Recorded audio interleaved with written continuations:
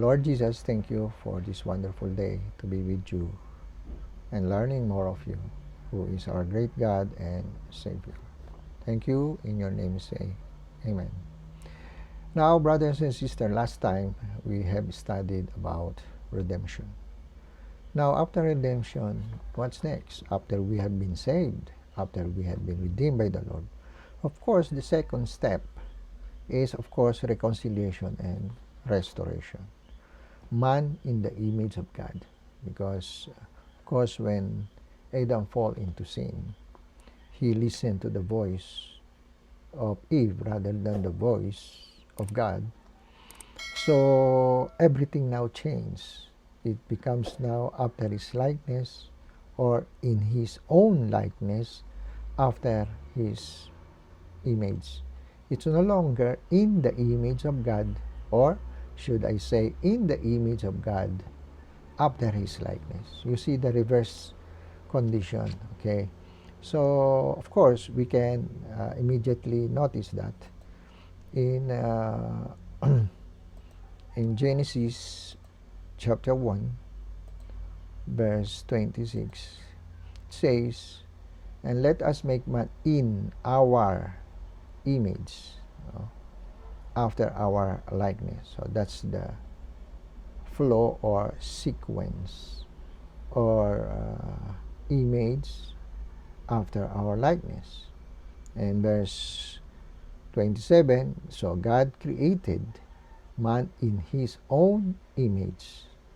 In the image of God created he him, male and female. So there are two processes, two words that we are going to consider here. One is here, make. So God make us. That is from something to something. From the dust of the earth, then become our body. Okay? And then created, of course. Created is from nothing to something. That means our spirit. Our spirit. He has, the spirit was created, and but given eternity. That's why he put eternity in our heart, so that we can see in Ecclesiastes chapter 3, verse 11. Now, he made all things beautiful in his time. He had set the world in their heart. Now, set the world here is, of course, olam. No? Olam. In Hebrew, meaning very long time. World usually refer to looking forward, but many times express the idea of looking backward.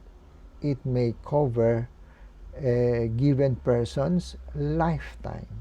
So in short, it denotes also eternity from the past, that start when he was created, and then to eternity. So why is that? Because in order to receive and to be with eternal life, we must be also eternal. So first and foremost, we have seen here that God has put eternity in our heart, so that we will be able to live together with him. And that is the part of the nature that was given to us. But of course, we are still finite, because we have a beginning. Not like God, he is from everlasting to everlasting. But we, as created being, we have a beginning, but God put eternity. So it is very relative to God, our eternal life. Either we live eternally with him, that's why it also says, either we will live eternally in damnation.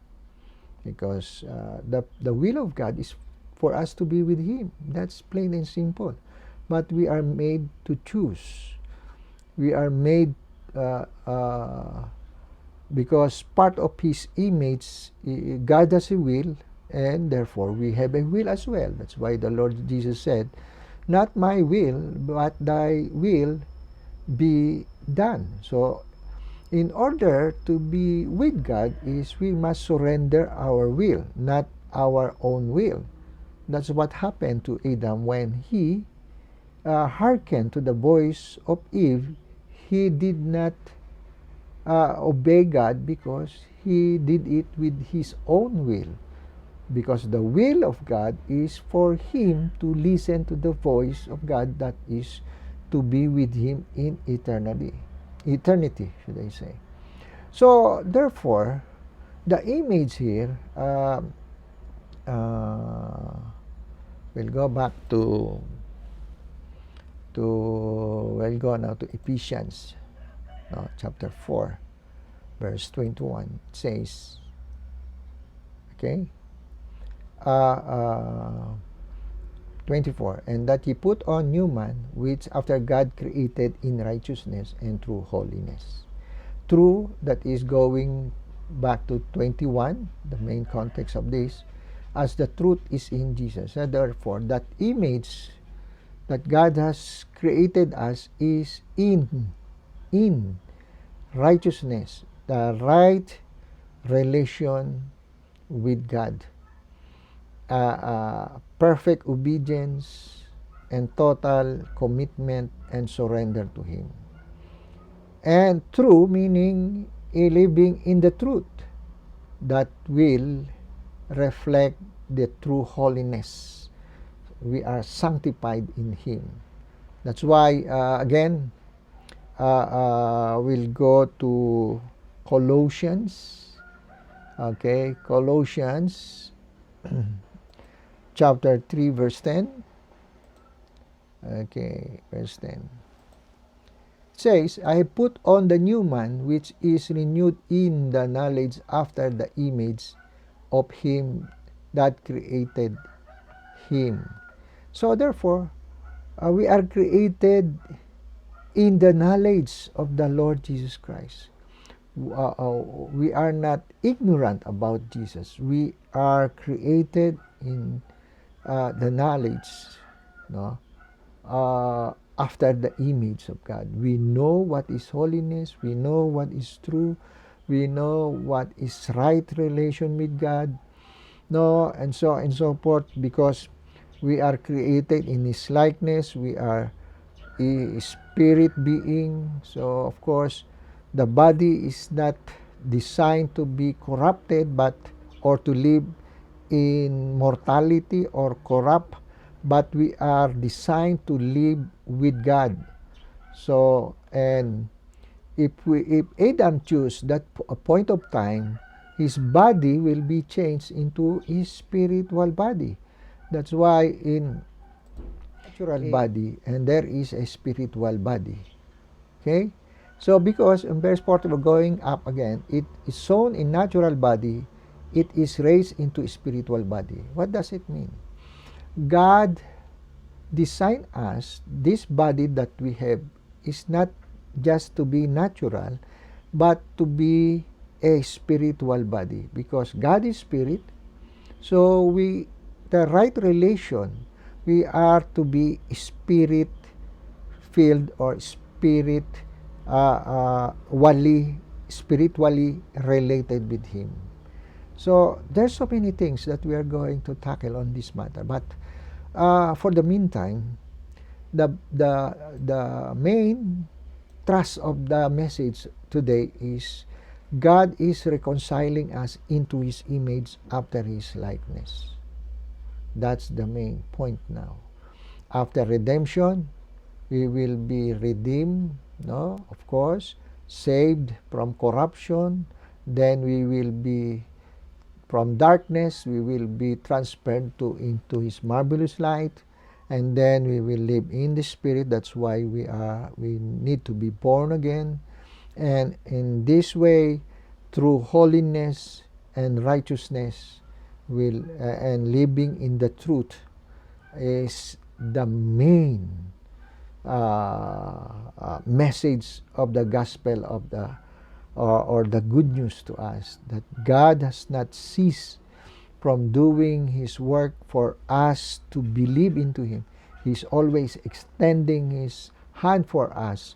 He's always calling us, come, come unto me, those who are weary and heavy laden, and I will give you rest. So next time, we will continue on this matter, reconciliation and restoration. Thank you. Good day. And let's pray. Lord Jesus, thank you for this wonderful blessing. Let all those who have heard this word of life, give them faith, hope, and love. Because truly, you are our God who has promised, I will not leave you nor forsake you. So thank you. To you we give all glory. Amen and amen.